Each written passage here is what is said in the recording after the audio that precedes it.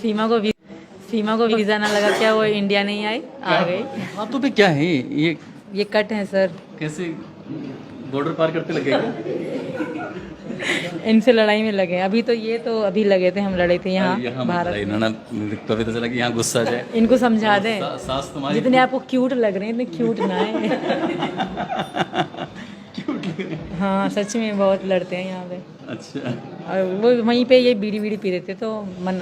जैसे एक बार को, जैसे आपको आपकी वजह से, ये तो मैं आपकी वजह से कहूँ, आपकी वजह से सचिन के पापा को जेल में रहना पड़ा, तो ये अरे देखो प्यार में तो इतना, हाँ तो मेरे बच्चों को जेल में जाना पड़ा, बच्चों को भी मोहब्बत के कारण।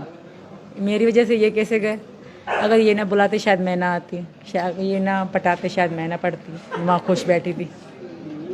फिर भी जैसे क्या आपको लगा नहीं है कि अब मैं पता नहीं कहाँ किस दलदल में आ गई? मेरा ये बिल्कुल नहीं था कि इनके पापा को जेल हो। इनके पापा की मैं बहुत इज्जत करती हूँ, बहुत हद से ज़्यादा। मेरे कभी भी नहीं था कि, फिर भी मुझे इसी बात की चिंता थी कि पता नहीं पापा कब निकलेंगे। अगर हम सब जेल में थे तो मुझे अपनी या बच्चों की, इनकी भी नहीं थी, पापा की थी कि वो चले जाएं, और मम्मी वालों की थी कि पीछे कमाने वाला कोई भी ना था। बाबा बेचारे बूढ़े हैं और विकास वाले छोटे हैं। तो हमने पुलिस वाले से भी रिक्वेस्ट करी कि हमारा बहुत सारा सामान वहाँ कमरे में पड़ा है, वो घर पे पहुँचा दी, पापा हमारे साथ हैं। इस बात का मुझे भी दुख है। सचिन के पापा से बात हो रही थी तो सचिन के पापा कह रहे थे कि भैया मैं 2 दिन जेल में रहा, बहुत गरीब आदमी है, पेड़ पौधे लगा के वो बेचते हैं, जाके शहर में जाते हैं गांव से और वहाँ पेड़ पौधे बेचते हैं, तब उससे घर का खर्च चलता है। तो अब आप पढ़ी लिखी कितनी है? 5। अच्छा 5 में, लेकिन आपकी जो जहनियत है बहुत अच्छी है, आप चीज़ों को बहुत जल्दी से बारीकी से समझ लेती हैं। अब दोनों मिल के काम करना, ताकि मिल के काम करेंगे तो जल्दी आगे बढ़ जाएंगे। I think. और आपके पड़ोसी पता है आपको कितने अच्छे हैं? यार तुम पड़ोसी घर में बैठी हुई इतने अच्छे हैं। ये सर तो बहुत अच्छे हैं, चाचा जी तो बहुत से ज़्यादा अच्छे हैं। इन्होंने तो, इनके कारण शायद हम आज बाहर हैं। हाँ, पता है आपके पड़ोसी क्या कह रहे थे कि इन बच्चों को हम किसी भी कीमत पर परेशान नहीं होने देंगे, इन बच्चों को हम अपनी तरह समझेंगे। और एक बार गांव की तरफ दिखाओ, और इन गांव के लोगों ने भरोसा दिलाया है इन चारों बच्चों के लिए कि इनकी पढ़ाई लिखाई की जिम्मेदारी हम मिलके उठाएंगे, पूरा गांव उठाएगा। यही बात है ना? मेरे एक बार गांव वालों के लिए तो आपस में ताली बताओ यार।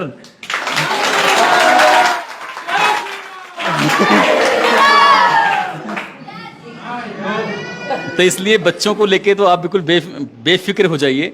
और हो सकता है कि मैं अपनी इस वीडियो के माध्यम से ये अपील ज़रूर करूंगा कि जो यहाँ आसपास के अच्छे लोग हैं, बढ़िया लोग हैं, क्योंकि ये बहुत बेहद गरीब परिवार है, इस परिवार को आगे बढ़ाने के लिए, मेहनत करने के लिए आपको कुछ इसमें हेल्प करनी चाहिए।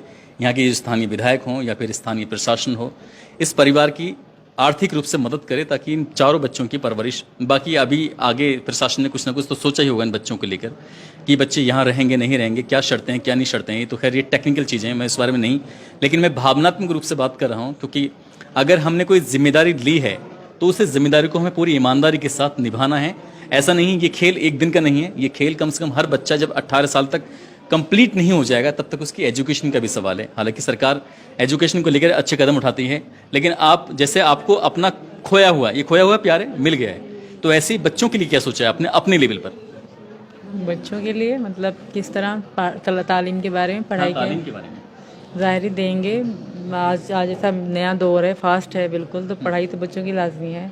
अभी 3 पढ़ेंगी, ये बाद में। पहले तो यही प्रार्थना है भगवान से कि हमें यहाँ की मतलब मिल जाए इजाज़त रहने की, ताकि हम यहाँ के आधार कार्ड बनवा लें, नागरिकता मिल जाए। आपके हस्बैंड जो सऊदी अरब में बैठे हैं अपील कर रहे हैं कि मुझे मेरी पत्नी मेरे बच्चों को वापस भेज दो, रिक्वेस्ट कर रहे हैं, रो रहे हैं, अभी और नाटक भी कर सकते हैं, कुछ भी कर सकते हैं, तो अगर वो कामयाब हो जाते हैं तब क्या करोगी? वो नहीं होंगे कामयाब। अगर हो जाते हैं तो मर जाऊँगी, पर यहाँ से नहीं जाऊँगी सर। इन्होंने कहा कि मर जाऊंगी, लेकिन यहाँ हिंदुस्तान की इस सरजमी को छोड़ना नहीं है, सचिन का साथ नहीं छोड़ना है।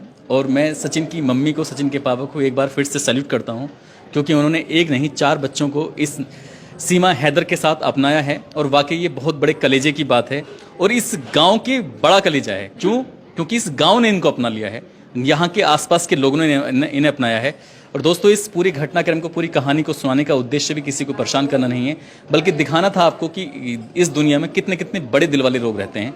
और सचिन, उनके परिवार को एक बार फिर से शुभकामनाएं, जो बहुत ही अच्छी